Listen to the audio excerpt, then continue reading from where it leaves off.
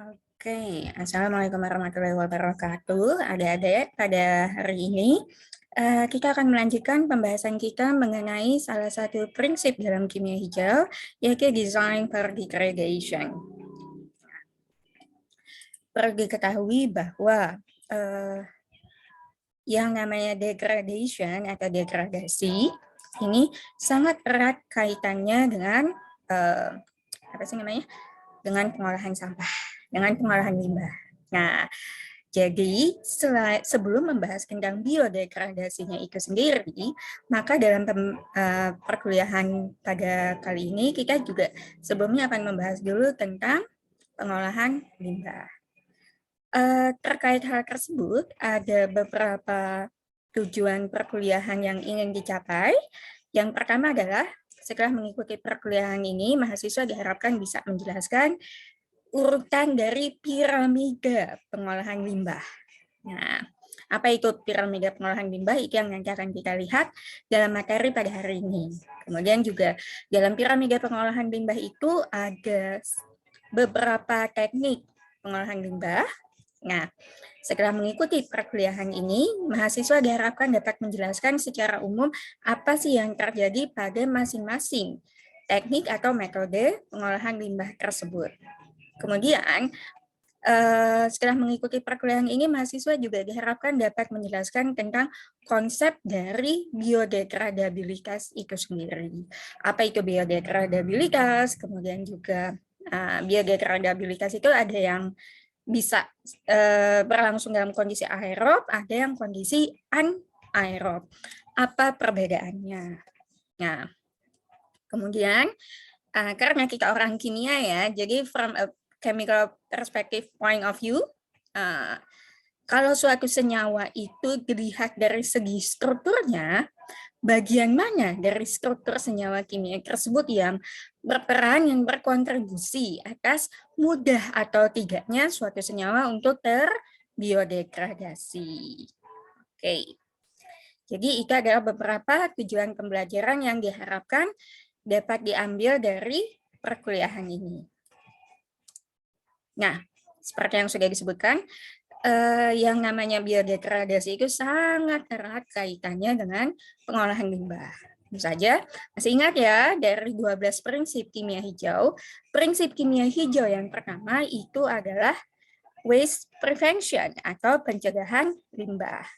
Di sini jelas disebutkan bahwa daripada kita harus mengolah atau membersihkan limbahnya, lebih baik kita mencegah limbah tersebut untuk terbentuk. Lebih baik nggak ada duluan dari awal gitu loh, daripada susah-susah kita harus mengolahnya.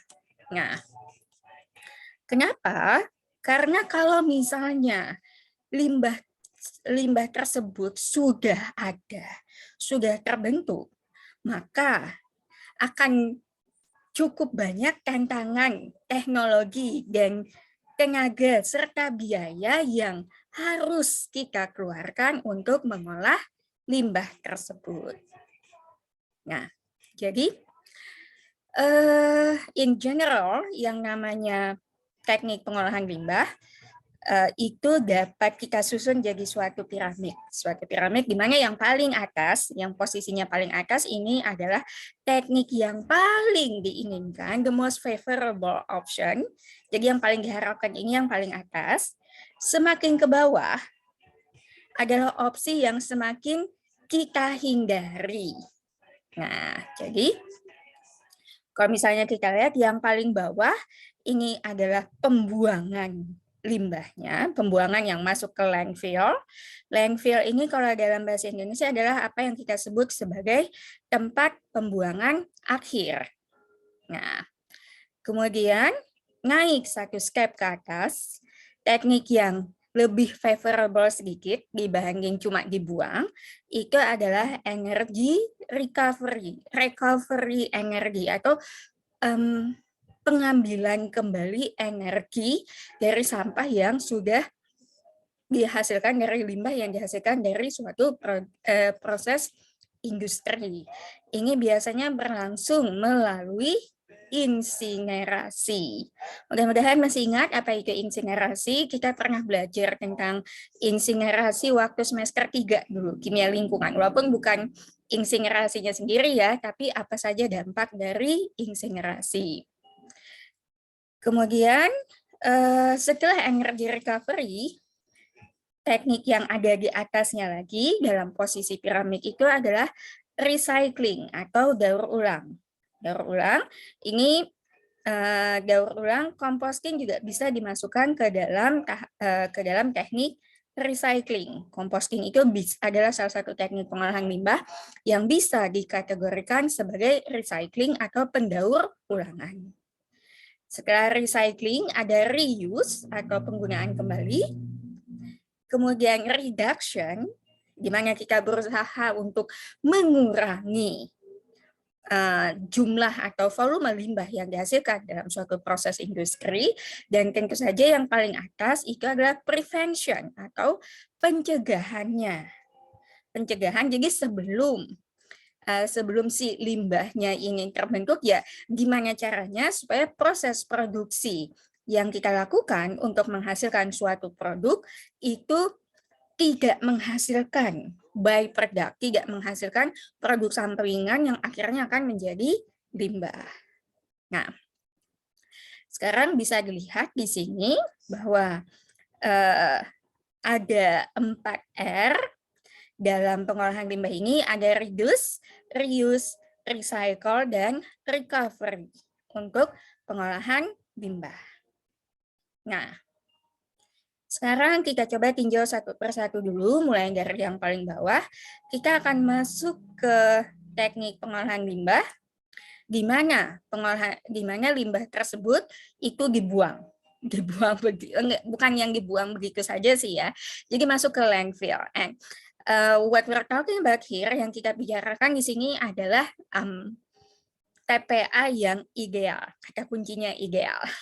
Nah, kalau misalnya di landfill, kalau misalnya limbah itu dibuang di landfill, di tempat pembuangan akhir, yang seharusnya terjadi itu adalah di dalam landfill, di dalam tempat pembuangan akhir ini, material-material limbah tersebut itu ditutupi biasanya yang paling gampang sih memang pakai lumpur atau pakai tanah, jadi ditimbun seperti itu loh Dek. Ditimbun, di beberapa negara yang sudah maju itu memang ditambah dengan beberapa sealing agent atau material tambahan untuk menjaga supaya dia nggak kemana-mana. Nah, kenapa ditutupi seperti itu? Ini untuk memungkinkan terjadinya degradasi atau peruraian dari sampah tersebut, peruraian dari limbah tersebut, baik degradasinya itu entah secara kimiawi melalui proses reduksi oksidasi, melalui biodegradasi, jadi akibat aktivitas mikroorganisme, ataupun degradasi secara fisik. Degradasi secara fisik, jadi memang secara visual kelihatan ya dia semakin kecil bentuknya. Nah, kalau misalnya kemarin ada yang pernah magang di dinas lingkungan hidup atau apa gitu, mungkin pernah ya ngambil sampel di ini air lindinya itu loh, rembesannya itu kan biasanya kalau diukur pH-nya itu sangat asam. Nah, jadi kondisi yang asam tersebutlah yang memungkinkan terjadinya degradasi secara kimia melalui proses reduksi oksidasi. Nah, selain itu, karena dia kan tadi ditimbun ya, ditutupi gitu. Ditutupi oleh lumpur atau tanah, jadi ditimbun seperti itu, yang menyebabkan kondisi dari limbah tersebut menjadi semi anaerob.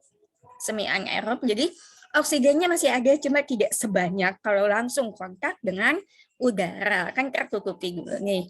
Nah, karena kondisi yang semi anaerob ini, lalu sebagian besar proses biodegradasi melalui aktivitas mikroorganisme itu lalu berlangsung secara anaerob dan yang dilepaskan adalah gas metana dan karbon dioksida. Perlu menjadi catatan bahwa kalau misalnya proses biodegradasinya itu berlangsung secara anaerob, salah satu yang paling umum, salah satu produk utamanya itu yang membedakan dari proses aerob itu adalah metana. Nah, kemudian kenapa gas metana ini penting? Karena kalau misalnya kalian pernah ngambil mata kuliah bahan bakar hayati atau apa, itu pasti tahu bahwa metana itu dianggap sebagai salah satu sumber energi alternatif. Nah, lalu jadi kalau di landfill itu pengolahan sampah yang dilakukan adalah pengolahan limbah yang dilakukan adalah limbah itu ditimbun sehingga memungkinkan terjadinya degradasi secara kimiawi, organisme maupun fisika. Degradasi secara biologis berlangsung dalam kondisi semi anaerob yang menghasilkan gas karbon dioksida dan gas metana. Di beberapa KPA yang mungkin sudah lebih established yang di negara-negara maju ini, lalu kalau misalnya Anda lihat di sini gas metana yang dihasilkan oleh proses degradasi secara biologis itu tadi lalu di capture, diambil dan digunakan sebagai sumber energi. Oke, jadi itu yang terjadi dalam pengolahan limbah di landfill atau tempat pembuangan akhir. Dan yang jadi masalah di sini apa? Tidak semua limbah itu dapat didegradasi secara fisika kimia. Oke. Selanjutnya, kalau misalnya masih ingat tadi piramidanya, selain disposal itu setelah disposal kita naik ke atas, teknik pengolahan limbah yang lain itu adalah recovery energy. Oke. Recovery energy ini berlangsung melalui proses yang disebut sebagai insinerasi. Insinerasi itu pembakaran, guys. Wah, sama dong kayak kalau misalnya ada yang bakar sampah. Saya kemarin habis nyapu halaman, Bu, kemudian daun-daunnya dibakar. Itu saya apakah proses insinerasi? Oh, bukan deh, beda. Insinerasi itu adalah pengolahan limbah di mana limbah padat tersebut itu dibakar tapi secara terkontrol. Secara terkontrol dalam artian apa? Pembakaran limbah tersebut tidak dilakukan di udara terbuka, akan tetapi dilakukan di dalam suatu sistem tertutup. Nah, bisa dilihat di sini. Jadi, pembakaran sampah ini dilakukan, ingat kalau secara kimiawi yang namanya pembakaran itu selain memerlukan panas, memerlukan oksigen. Ya, jangan lupa karena nanti ada insinerasi, ada pirolisis, dan yang membedakan antara insinerasi, pirolisis, dan nanti ada lagi satu gasifikasi itu adalah keberadaan dan penggunaan oksigen. Kalau pada insinerasi, limbah diolah dengan cara dibakar secara terkontrol pada temperatur tinggi dengan disertai adanya oksigen. Yang diusahakan supaya oksigennya itu cukup untuk melakukan pembakaran secara sempurna. Nah, jadi akibat pembakaran ini biasanya ini akan sangat mengurangi volume dari limbah padatan tersebut. Kemudian di beberapa lokasi pengolahan limbah itu biasanya unit insinerasi ini akan disertai dengan unit recovery energinya atau pengambilan kembali energinya. Ini bisa dilihat di sini, ini contohnya nih ya, ini adalah suatu skema sederhana yang menunjukkan bagaimana insinerasi itu berlangsung. Jadi limbah ini dimasukkan ke dalam furnace, dilakukan pembakaran, kemudian panas yang dihasilkan, yang dilepaskan akibat pembakaran tersebut, itu lalu akan memanaskan boiler. Memanaskan boiler yang lalu akan memutar turbin hingga dikonversikan menjadi energi listrik. Inilah kenapa lalu kalau misalnya Anda ingat tadi di dalam piramida pengolahan limbah, insinerasi itu disebut juga sebagai suatu teknik pengolahan limbah di mana kita melakukan recovery energy. Ini terjadi karena panas yang dihasilkan di dalam panas yang dihasilkan saat limbah tersebut diinsinerasi, dibakar, ini digunakan untuk memanaskan boiler yang lalu akan memutar turbin hingga menghasilkan energi. Oke. Nah, di sini kalau misalnya sempat lihat di skemanya ini, jadi tentu saja kalau dalam pemanasan kalau dalam tahapan insinerasi atau pembakaran limbah ini selain panas lah ya, kita juga akan mengemisikan berbagai macam gas, ya kan? Nah, gas yang diemisikan dari proses insinerasi ini tadi, ini lalu biasanya akan dialirkan melalui scrubber. Ada yang pernah dengar istilah scrubber itu seharusnya waktu limbah industri pernah belajar sih ya. Kalau dalam scrubber ini biasanya polutan yang berada dalam bentuk gas itu akan dikontakkan dengan berbagai senyawa, dengan beberapa jenis senyawa kimiawi. Biasanya ada yang pakai karbon aktif atau mungkin ada juga yang filternya itu dilapisi dengan beberapa bahan kimiawi tertentu, sehingga pencemar yang berada dalam bentuk gas itu lalu tertarik ke dalam filternya, biasanya tertarik dan dikondensasikan menjadi uap cairnya, sehingga, nah bisa dilihat di sini, baghouse ini adalah untuk menampung gas pencemar yang sudah ditarik keluar dari fase gasnya, sehingga pada saat dilepaskan atau diemisikan ke lingkungan, gas yang dihasilkan ini relatif sudah bersih dari gas-gas yang bersifat polutan, dari gas-gas yang berbahaya. Jadi, fungsi scrubber di sini adalah untuk memisahkan pengotor-pengotor yang berada dalam fase gas yang ada di dalam gas yang dihasilkan dari proses insinerasi ini tadi. Oke. Insinerasi, tadi recovery energy, selanjutnya kita akan lihat reuse-nya ini ya. Tadi kan recovery, kemudian tahapan selanjutnya di dalam ini tadi, di dalam piramida pengolahan limbah itu tadi adalah reuse.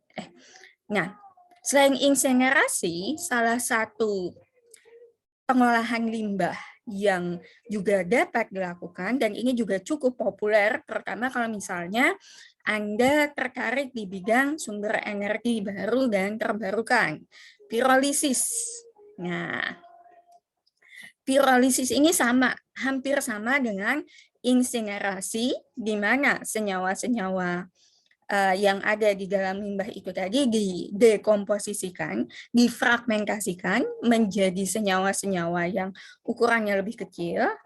Nah, tapi bedanya apa?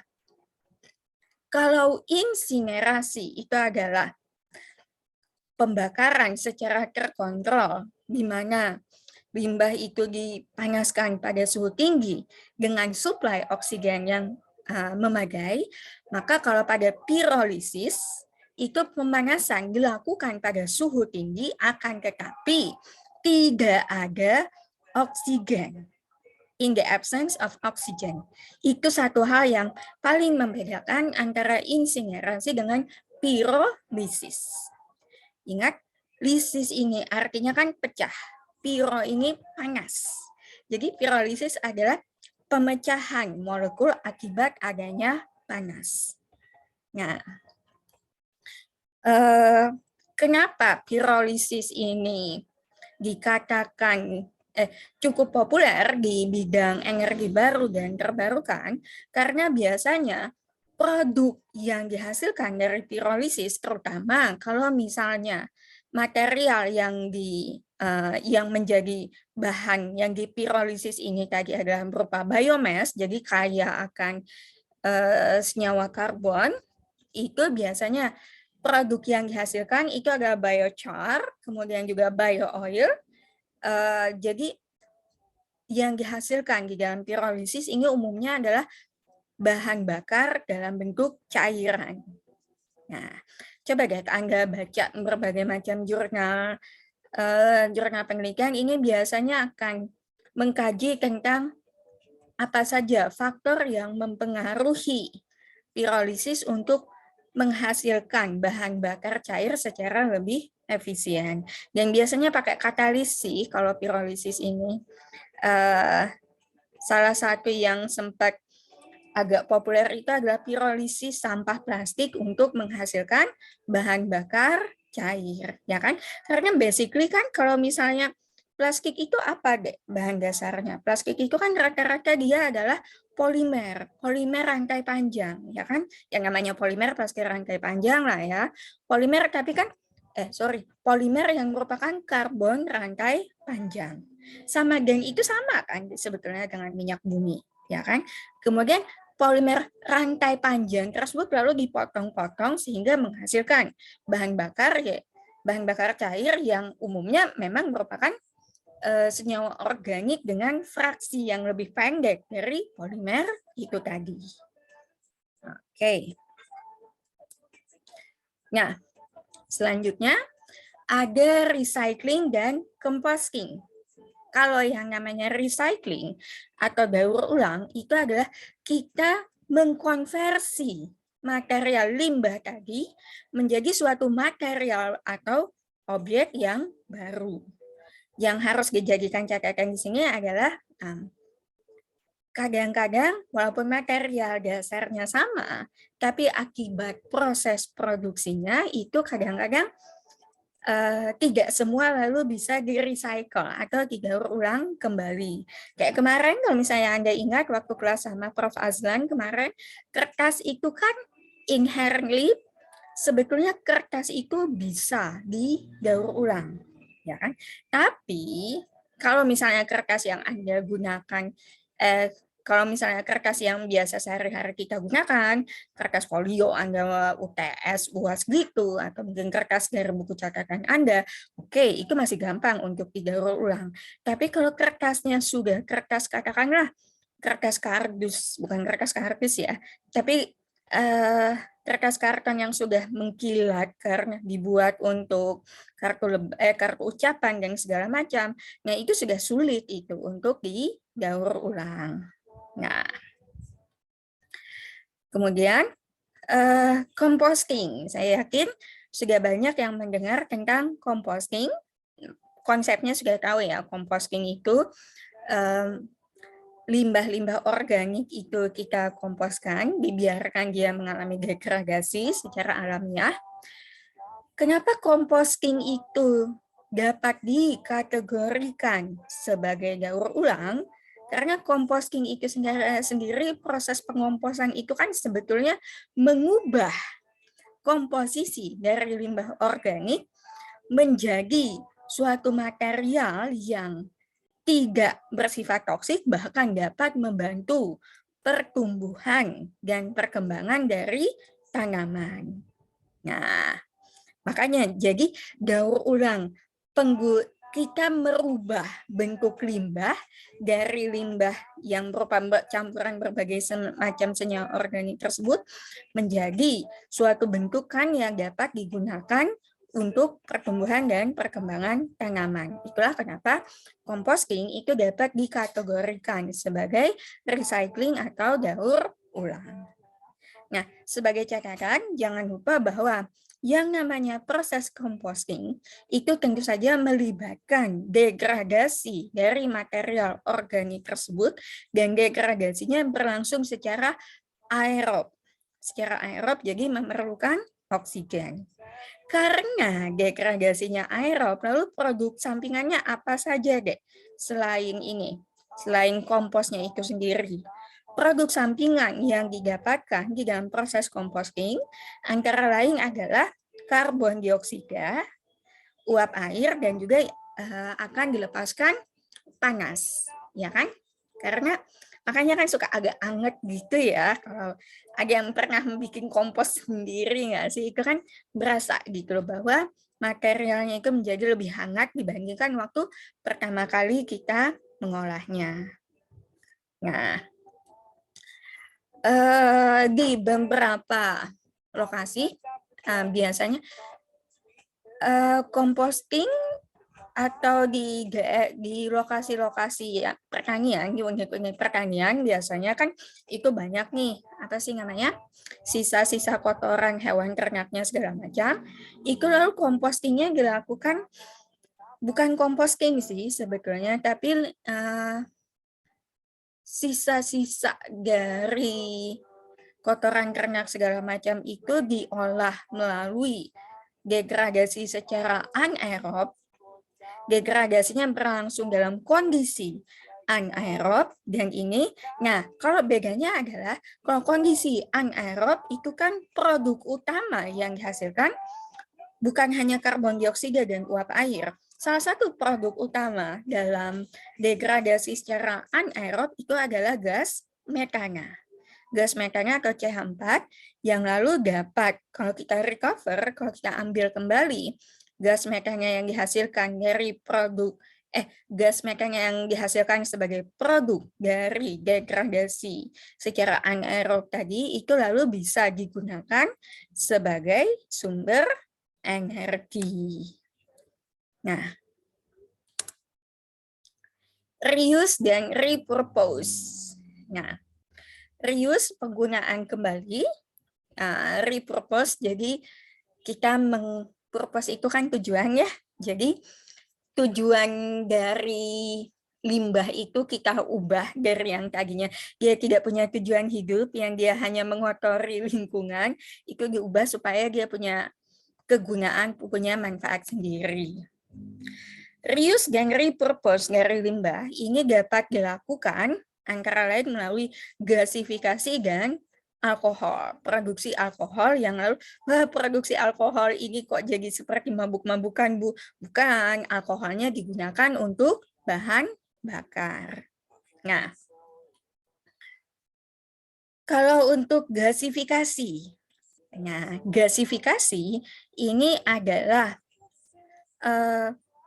proses konversi dari limbah atau material yang berbahan dasar senyawa organik, jadi yang kaya akan senyawa organik, itu kita konversi menjadi syngas atau synthetic gas.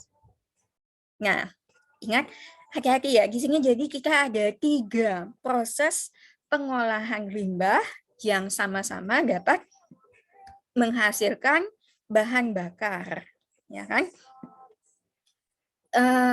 Tadi yang pertama adalah insinerasi, di mana limbah dibakar pada suhu tinggi dengan kondisi yang kaya akan oksigen, sehingga panas yang dihasilkan dari pembakaran tadi direcover sebagai sumber energi. Kemudian setelah insinerasi ada pirolisis. Pada pirolisis, limbah itu dipanaskan pada temperatur tinggi 200 sampai dengan 300, ada yang bilang sampai 350 derajat Celcius, itu masih masuk dalam skala pirolisis, tapi dalam kondisi tidak ada oksigen. Nah, dan dalam pirolisis yang dihasilkan itu biasanya adalah bahan bakar dalam bentuk cair. Kita kondensasikan hasil yang diperoleh sehingga kita memperoleh bahan bakar dalam bentuk cair. Selanjutnya, yang kita lihat sekarang adalah proses yang disebut sebagai gasifikasi. Gasifikasi ini sama. Pemanasan juga, tapi yang suhunya paling tinggi itu adalah gasifikasi. Di atas 700 derajat Celcius. Jadi jauh lebih tinggi dibandingkan pemanasan pada insinerasi maupun pirolisis. Tapi kalau kemudian, jadi perbedaannya yang pertama adalah pada temperaturnya ya, insinerasi, pirolisis, dan ini. Kemudian perbedaan selanjutnya antara gasifikasi dengan gasifikasi dengan pirolisis adalah kalau pirolisis kita tidak menginginkan adanya oksigen. ya kan? In the absence of oxygen, oksigennya tidak ada. Tapi kalau pada gasifikasi, ini kita mengatur jumlah oksigen yang masuk. Oksigennya ada, tapi tidak cukup banyak untuk dapat menghasilkan pembakaran secara sempurna. Jadi, oksigen terbatas. Gasifikasi itu adalah pengolahan limbah di mana limbah dipanaskan pada temperatur yang sangat tinggi dengan jumlah oksigen terbatas. Beda ya sama pirolisis tadi. Kemudian kalau pada gasifikasi, produk yang dihasilkan itu adalah bahan bakar dalam bentuk gas atau syngas. Komposisi utamanya karbon monoksida, gas hidrogen. Salah satu komponen utama dalam syngas itu adalah gas hidrogen atau H2. Oke. Jadi jangan lupa bedakan antara tiga itu tadi, insinerasi, pirolisis, dan gasifikasi. Nah, selain itu, salah satu langkah yang juga dapat dikategorikan sebagai teknik reuse atau repurpose dari suatu limbah itu adalah produksi alkohol dari limbah biomass, dari limbah organik, di mana material-material atau senyawaan yang biodegradable, senyawaan yang pada dasarnya itu merupakan senyawa organik itu kita konversi menjadi material yang senyawa-senyawa kimia atau chemical yang memiliki fungsi, yang bermanfaat, yang memiliki nilai ekonomis. Nah, biasanya ya lalu dikonversinya menjadi bahan bakar berbasis alkohol. Ini biasanya dilakukan melalui degradasi secara biologis, di mana limbah organik tadi itu di breakdown atau di degradasi, dipotong-potong secara struktur jadi kecil-kecil menjadi gula dalam bentuk segeranya. Gula segeranya tahu ya, C6H12O6 yang banyak segengam-segengam itu. Ayo biokimianya jangan dilupakan, adik-adik. Yang selanjutnya, kalau misalnya gula tersebut sudah terbentuk, lalu akan difermentasi hingga menghasilkan alkohol. Oke. Nah, disposal sudah, yang landfill tadi. Energy recovery sudah, yang ini tadi, insinerasi. Recycling yang daur ulang dan recycling tadi satunya apa tadi dek? Composting ya, pembuatan kompos. Reuse tadi contohnya adalah gasifikasi dan konversi menjadi alkohol. Oh sebetulnya ini sih ya, pirolisis itu juga masuk di reuse dan repurpose ini. Kemudian juga ada reduction. Terakhir kita lihat yang reduction ini.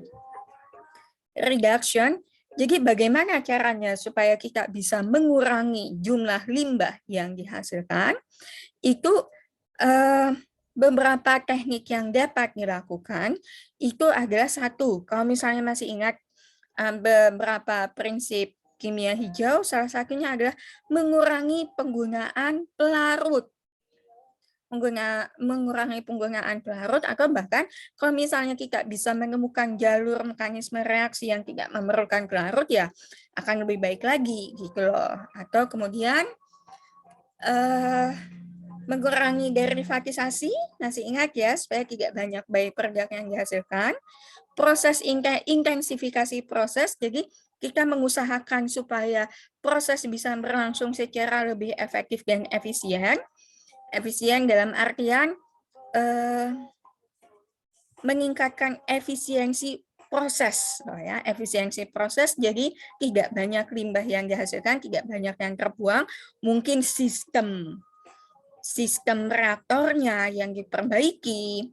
Jadi itu bisa mengurangi jumlah limbah yang dihasilkan. Kemudian juga selain itu gimana caranya supaya limbah yang dihasilkan dari suatu proses produksi itu justru bisa kita gunakan sebagai feedstock atau bahan baku. Jadi penggunaan limbah sebagai bahan baku. Oke, jadi itu adalah beberapa langkah yang dapat dilakukan untuk mengurangi produksi sampah. Dan prevention-nya sendiri yang paling atas kira-kira gimana?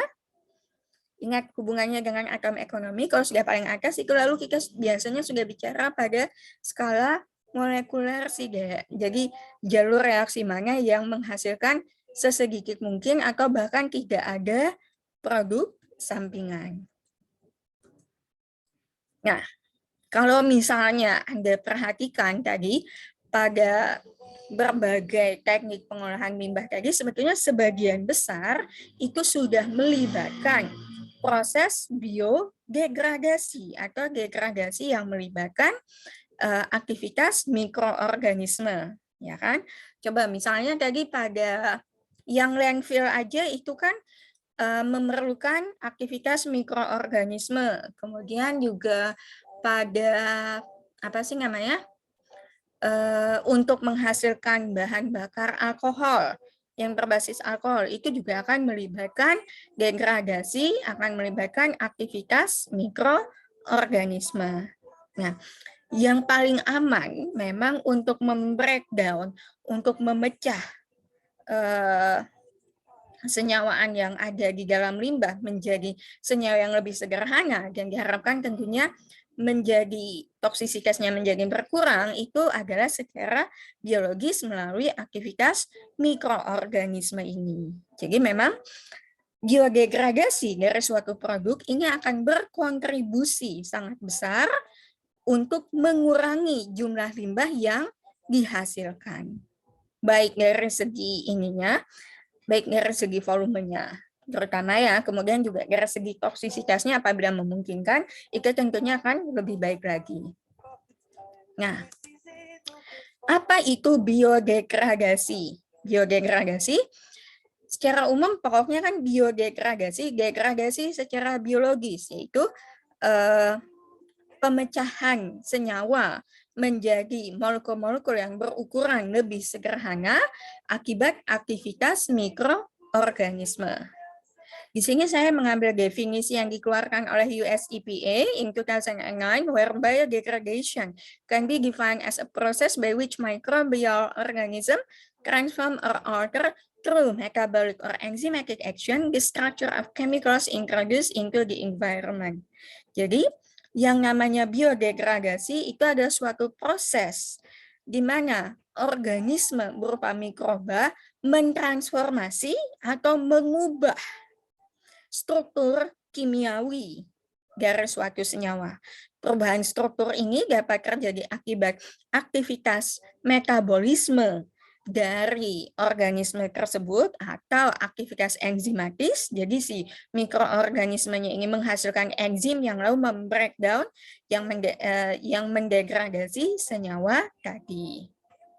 Nah,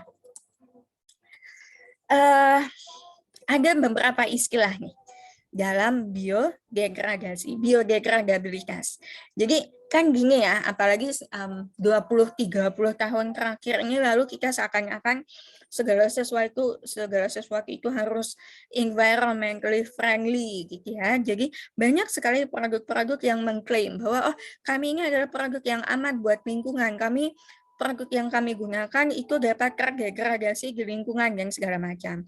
Tapi sebetulnya untuk dapat dikategorikan apakah mereka itu dapat terbiodegradasi dengan baik atau tidak, itu ada beberapa kategorinya. Nah, suatu senyawa itu dikatakan dapat terbiodegradasi, memiliki sifat dapat terbiodegradasi atau inherently biodegradable kalau misalnya paling tidak 20% dari senyawa tersebut dapat terdegradasi dalam waktu 28 hari atau 12 minggu. Tergantung standar uji mana yang Anda gunakan. Nah, jadi sebetulnya dari United Nations, salah satu komisi di OECD, kalau saya tidak salah, ada salah satu standar yang sudah ada uji standar untuk menentukan apakah memang suatu produk itu memang dia dapat terbiodegradasi atau tidak, gitu loh. Nah, ada ujinya. Suatu senyawa dikatakan memiliki sifat dapat terbiodegradasi kalau misalnya sebanyak 20% dari senyawa tersebut dapat terbiodegradasi dalam waktu 28 hari atau 12 minggu. Ada yang bilang 28, ada uji yang menggunakan jangka waktu ujinya ada 28 hari, ada uji lain yang mengatakan jangka waktunya itu adalah 12 minggu. 12 minggu ini 3 bulan ya, Dek ya. Nah, kalau misalnya dalam waktu 12 minggu tersebut ternyata cuma 5% yang dapat terdegradasi, nah itu tidak bisa masuk dalam kategori dia dapat terbiodegradasi. Nah, selain kategori dia dapat terbiodegradasi, kategori selanjutnya itu adalah dia mudah. Dia mudah untuk terbiodegradasi atau readily biodegradable. Dia dikatakan mudah untuk terbiodegradasi kalau misalnya senyawa tersebut dalam waktu 28 hari itu sudah terdegradasi sebanyak lebih dari 60%. 28 hari itu kan jadi berapa sih, Dek? 4 minggu ya, sekitar 1 bulan lah ya. Dalam waktu 28 hari atau 4 minggu tersebut, sebanyak lebih dari 60% senyawa tersebut sudah terbiodegradasi. Itu baru senyawa tersebut dapat dikategorikan sebagai readily biodegradable. Ini juga ada uji standarnya. Nah, dan selain itu juga 60 hari ini sebanyak, 60 hari. Tadi kan untuk dapat dikategorikan bahwa dia mudah terbiodegradasi adalah kalau misalnya dalam waktu 28 hari lebih dari 60% senyawa tersebut terbiodegradasi. Dan dalam 28 hari itu yang 60%-nya, ingat loh 28 hari itu lebih dari 60%. 60%-nya itu sendiri itu dicapai dalam degradasi sebanyak 60%-nya tercapai dalam waktu 10 hari dengan menggunakan bakteri yang belum diaklimatisasi. Belum diaklimatisasi ini maksudnya apa? Bakteri yang memang belum pernah ketemu sama si material yang kita ujikan ini gitu. Jadi bukan bakteri yang memang disiapkan khusus untuk material dimaksud. Tapi memang bakteri standar yang umum dapat mendegradasi senyawa. Oke. Jadi kita sudah ada 2 kategori deh ya. Kategori pertama yaitu dia memiliki sifat dapat terbiodegradasi, kalau misalnya 20%-nya dapat terurai dalam jangka waktu 28 hari, atau di uji yang lain per waktu 12 minggu, kemudian mudah terbiodegradasi. Selanjutnya biasanya nih, kalau misalnya setelah diuji dapat masuk di dalam kategori readily biodegradable, uji selanjutnya itu adalah untuk menentukan ultimate biodegradabilitasnya. Jadi ultimate biodegradability ini adalah persentase dari berapa persen sih senyawa tersebut yang mengalami mineralisasi atau degradasi secara komplit, degradasi total. Ingat dulu waktu kimia lingkungan apa itu mineralisasi? Mineralisasi atau degradasi secara total adalah kalau misalnya yang dihasilkan itu sudah molekul sederhana seperti karbon dioksida, uap air, amina, H2S, CH4, ya. Nah, ultimate biodegradability itu ingin melihat, ultimate biodegradability itu adalah persentase yang menunjukkan dalam jangka waktu uji sekian minggu, berapa persen sih senyawa tersebut yang mengalami biodegradasi secara total. Nah, jadi disebutkan ultimate biodegradability dari senyawa ini adalah 80% dalam jangka waktu 30 hari misalnya. Nah, atau sebaliknya kita bukan pakai dalam sekian hari itu dia terdegradasinya itu berapa persen ya, tapi kita mungkin bisa ngomong bahwa senyawa ini ultimate biodegradability-nya adalah dia memerlukan waktu 21 hari untuk dapat terdegradasi sebanyak 75%. Oke. Jadi ultimate biodegradability adalah nilai persentase yang menunjukkan seberapa banyak senyawa tersebut yang mengalami degradasi secara total atau mineralisasi atau degradasi hingga terdegradasi hingga menghasilkan karbon dioksida, uap air, dan senyawa anorganik sederhana lainnya selama jangka waktu periode tes atau uji yang dilakukan. Atau bisa juga ultimate biodegradability itu menunjukkan berapa lama waktu yang diperlukan untuk mencapai sekian persen, untuk mencapai degradasi hingga sekian persen dari jumlahnya mula-mula. Oke. Jadi basically yang namanya ultimate biodegradability itu adalah dalam waktu sekian lama berapa persen dia dapat terbiodegradasi, atau untuk terbiodegradasi sebanyak sekian persen waktu yang dibutuhkan itu berapa lama. Nah, dulu waktu kimia lingkungan kita pernah belajar tentang POP, ya, POP atau persistent organic pollutants. Nah, salah satu istilah yang juga banyak digunakan di dalam pengolahan limbah, di dalam biodegradasi, di dalam kajian tentang pengolahan limbah itu adalah PBT. Atau PBT itu apa? PBT itu adalah singkatan. P-nya ini dari persisten, ingat persistensi. Persistensi itu kemampuan dia untuk bertahan, terutama dari peruraian ya, di dalam kondisi apapun dia persisten, dia mau diapa-apain aja dia udahlah saya mah begini-begini saja struktur saya tidak mau terdegradasi. Semakin kuat dia menghadapi degradasi, semakin sulit dia untuk terdegradasi, itu artinya persistensinya semakin tinggi. Resistensinya atau kemampuan dia untuk bertahan di lingkungan, untuk tinggal di lingkungan, itu menjadi semakin tinggi.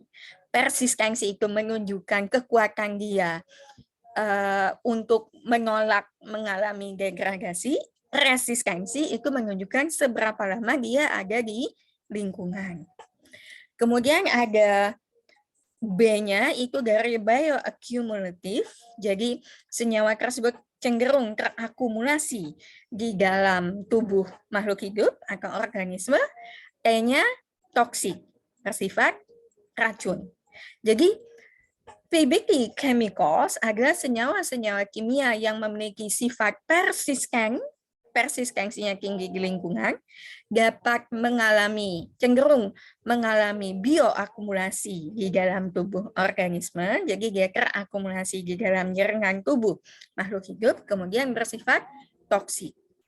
Nah, PBT ini perlu mendapatkan perhatian khusus karena itu tadi, karena sifatnya persisten, itu lalu mereka tahan mereka sulit untuk didegradasi dan bertahan lama di lingkungan. Kemudian juga toksisitasnya yang tinggi terhadap makhluk hidup itu menyebabkan senyawa ini lalu perlu mendapatkan perhatian khusus.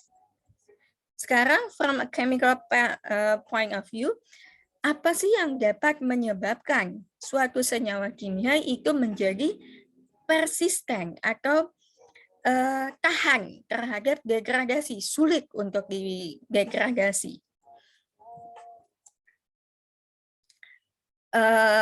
Degradasi sendiri itu kan kalau misalnya kita bicara biodegradasi ya, kita bicara tentang degradasi oleh aktivitas mikroorganisme dan itu dapat berlangsung baik secara aerob maupun anaerob. Perbedaannya antara aerob dan anaerob tentu saja perbedaan pertama itu adalah dari segi jumlah oksigen. Kalau aerob itu jelas memerlukan oksigen, anaerob ini tidak memerlukan oksigen. Dan oleh karena itu, karena prosesnya yang jelas-jelas berbeda ini, perbedaan kedua selain yang pertama tadi adalah suplai oksigennya, perbedaan kedua adalah jenis organismenya. Jenis organisme yang dapat mendegradasi secara anaerob itu beda dengan jenis mikroorganisme yang dapat mendegradasi senyawa melalui proses aerobik. Nah, kemudian juga produk yang dihasilkan oleh kedua proses ini juga cukup berbeda. Tadi sudah sempat saya sebutkan di awal, kalau misalnya proses degradasi secara anaerob itu produk utamanya yang paling membedakan itu adalah gas metana atau CH4. Nah, kalau untuk degradasi secara aerob, bakteri atau mikroorganisme ini mengkonsumsi senyawa organik dan untuk dapat mengkonsumsi senyawa organik, dapat mendegradasi senyawa organik tersebut, tentu saja diperlukan suplai oksigen. Makanya lalu prosesnya aerob karena dia memerlukan oksigen ini. Kemudian juga ya selain selain senyawa organiknya dia juga memerlukan beberapa nutriennya bisa dalam bentuk nitrogen, fosfat, ya kan? Kemudian juga biasanya kalau untuk proses aerob ini agak tricky karena juga memerlukan pengaturan pH. Memerlukan pengaturan pH. Kemudian produk yang dihasilkan panas tentu saja. Selain itu produk yang dihasilkan adalah uap air dan karbon dioksida. Berbeda halnya dengan proses ini, proses degradasi secara anaerob. Sama yang dikonsumsi, yang diolah, yang didegradasi itu adalah senyawa organik. Akan tetapi bakteri anaerob ini tidak memerlukan oksigen.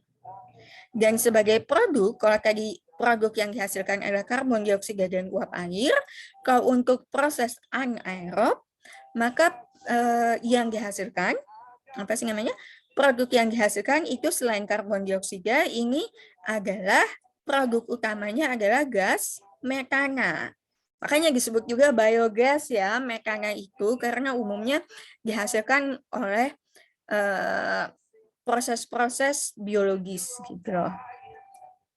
Nah, sekarang seperti yang sudah disebutkan di awal tadi kan, laju biodegradabilitas itu kan beda-beda ya. Ada yang tadi kategorinya saja ada yang dapat terbiodegradasi, ada yang mudah untuk terbiodegradasi. Tidak semua senyawa kimia itu akan terbiodegradasi dengan laju yang sama. Jadi kecepatan suatu senyawa itu untuk dapat terbiodegradasi itu beda-beda antara satu senyawa dengan senyawa yang lain.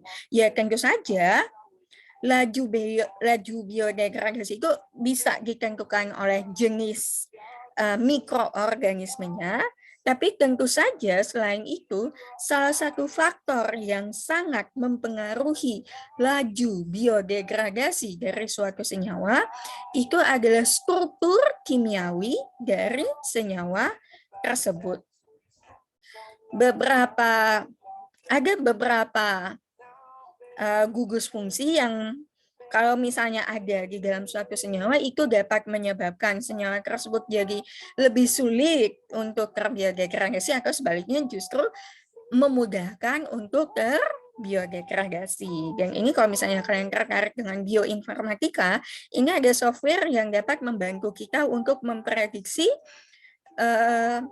kalau misalnya suatu senyawa ini gugus fungsinya ada ini X, Y, dan Z, itu kira-kira lalu biodegradasinya perlu waktu berapa lama. Kalau misalnya gugus fungsi X diganti sama gugus fungsi A misalnya, apakah akan mengubah laju biodegradasinya atau tidak? Gitu. Nah, sekarang mari kita melihat struktur senyawa. Oh, belum, Di? Belum, Di? Oke. Nah, sekarang seperti yang sudah disebutkan tadi, beberapa jenis senyawa itu resisten, dia sulit untuk mengalami degradasi. Itu sulit atau tidaknya suatu senyawa untuk didegradasi itu dapat terjadi akibat faktor dari lingkungan atau faktor dari senyawanya itu sendiri. Beberapa faktor yang mempengaruhi kenapa suatu senyawa itu sulit untuk didegradasi antara lain adalah satu, mikroorganisme yang cocok untuk mendegradasi senyawa tersebut ya memang pas tidak ada di lingkungan dimaksud gitu loh. Jadi sehingga kadang-kadang kita perlu menginjek, menambahkan suatu jenis mikroorganisme khusus ke suatu lingkungan tertentu supaya limbah tersebut dapat mengalami degradasi.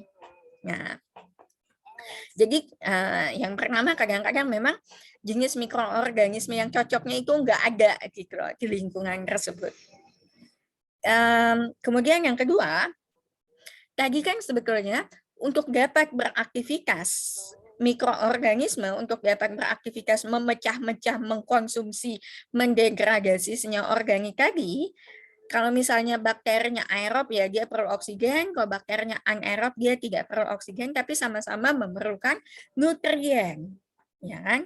Nah, kadang-kadang di lingkungan tersebut nutrien yang dimaksud, nutrien itu contohnya nitrogen dalam bentuk amonia atau nitrat, atau kemudian juga ada beberapa yang memerlukan sulfida dan seterusnya. Jadi nutrien yang dibutuhkan atau zat unsur hara yang diperlukan oleh mikroorganisme untuk dapat tumbuh dan berkembang itu nggak ada. Jadi gimana mau mereka beraktivitas kalau misalnya zat nutrisi yang mereka perlukan untuk beraktivitas tersebut nggak ada. Nah, kemudian juga hal lain yang juga dapat menyebabkan suatu senyawa menjadi lebih sulit untuk terdegradasi adalah kondisi pH, temperatur, kemudian juga kandungan oksigennya itu tidak sesuai dengan keperluan si organisme ini tadi.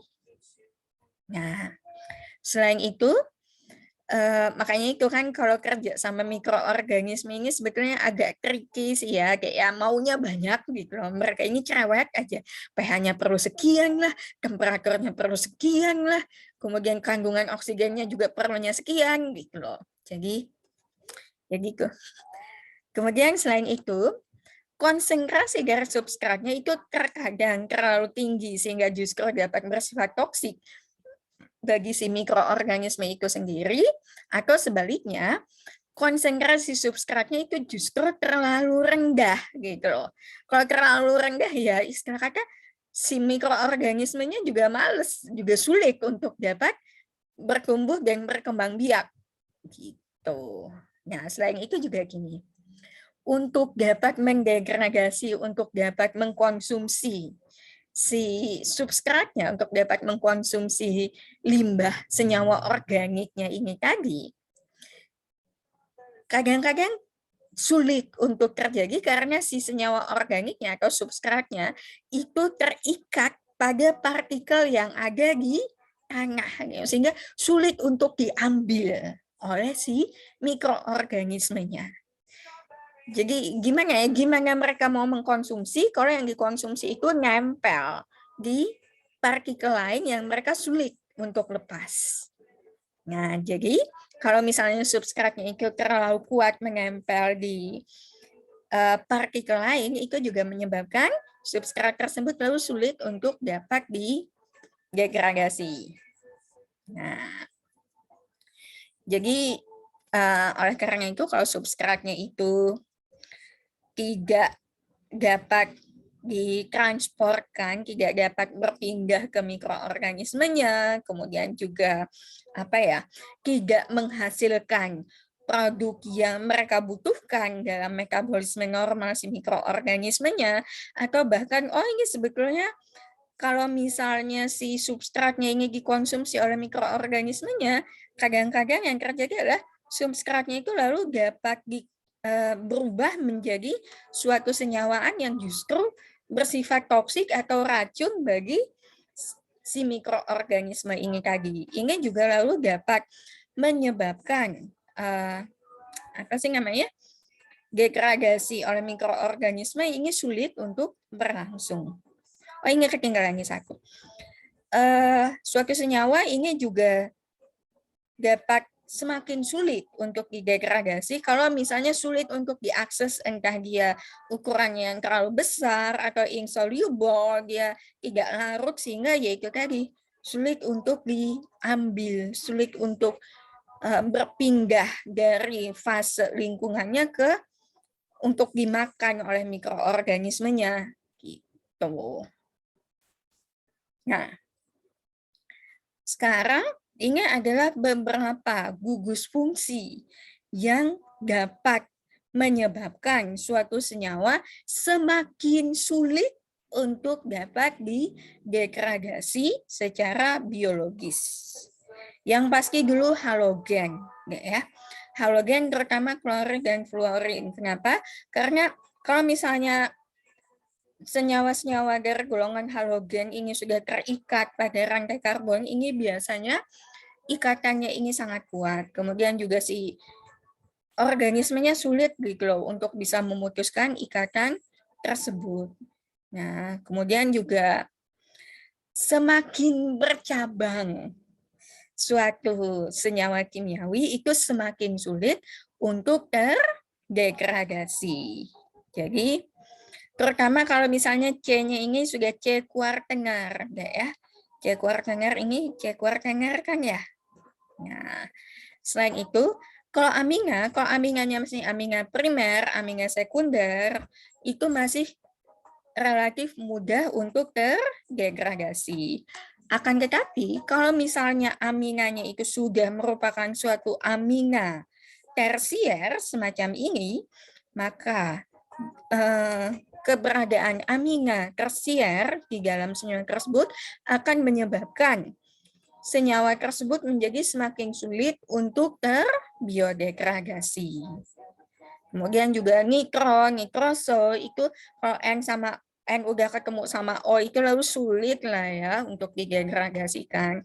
Terutama kalau misalnya ini, semakin banyak struktur aromatis, polisiklik aromatis itu akan semakin rumit kan ininya, semakin rumit strukturnya. Si mikroorganisme ini akan semakin kesulitan untuk dapat memutuskan ikatan yang ada di dalam senyawa. Semakin banyak gugus-gugus aromatis yang ada di dalam senyawa, maka semakin sulit pula senyawa tersebut untuk terdegradasi. Nah, rantai-rantai heterosiklik ini juga sulit untuk didegradasi. Masih ingat ya, mudah-mudahan dulu waktu kita belajar POP kan kita sudah pernah melihat kenapa senyawa-senyawa yang tergolong sebagai POP itu sulit untuk didegradasi. Ingat nggak? Karena mereka rata-rata memiliki struktur polisiklik aromatik, kemudian juga seringkali mengikat halogen. Nah, oleh karena itu dalam kimia hijau lalu diharapkan kita ingin mendesain supaya produk yang kita hasilkan itu tidak memiliki dari segi struktur sedapat mungkin tidak memiliki gugus-gugus fungsi semacam ini seminimal mungkin. Nah, kalau misalnya memang nggak bisa sama sekali nggak ada ya, kita meminimalisir keberadaan gugus-gugus fungsional yang dalam kimia hijau, lalu kita menginginkan, kita ingin mendesain supaya produk yang kita hasilkan itu tidak memiliki atau seminimal mungkin memiliki gugus-gugus ini. Jadi kalau bisa nggak ada, tapi kalau misalnya ini ya seminimal mungkin lah, sesedikit mungkin. Dan yang diinginkan adalah gugus-gugus yang lebih mudah untuk dikenali oleh mikroorganisme dalam proses biodegradasinya. Jadi kalau tadi kan adalah gugus-gugus yang sulit untuk mengalami biodegradasi. Sebetulnya ada beberapa gugus-gugus yang lebih disukai oleh mikroorganisme, yang lalu lebih mudah untuk didegradasi. Ini adalah contoh-contohnya. Jadi kenapa gugus-gugus ini lebih mudah untuk didegradasi? Karena gugus-gugus ini lebih mudah, mereka lebih rentan terhadap pemutusan akibat hidrolisis enzimatik. Jadi lebih gampang lah diputuskannya akibat keberadaan enzim. Ini bisa dilihat. Jadi ester itu biasanya lebih mudah untuk diputuskan secara enzimatik. Amida ini juga lebih mudah untuk diputus ikatannya. Kemudian hidroksil aldehida, kemudian asam karboksilat dan seterusnya ini juga lebih mudah untuk didegradasi. Oleh karena itu, lalu dalam kimia hijau kita seminimal mungkin menggunakan gugus-gugus ini di dalam produk yang kita inginkan, sedapat mungkin kita gantikan dengan gugus-gugus yang lebih mudah untuk didegradasikan. Oke, baiklah.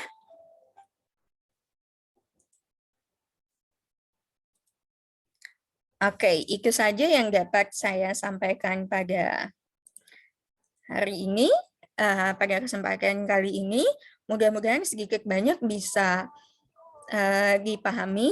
Untuk PPT-nya sendiri, untuk materi hari ini juga sudah saya upload di e-learning. Silakan sambil dilihat kembali dan jangan lupa soal latihannya dikerjakan. Ya. Terima kasih. Mudah-mudahan kita bisa segera bertemu kembali secara offline pada perkuliahan yang akan datang. Wabillahi taufiq wal hidayah. Wassalamualaikum warahmatullahi wabarakatuh.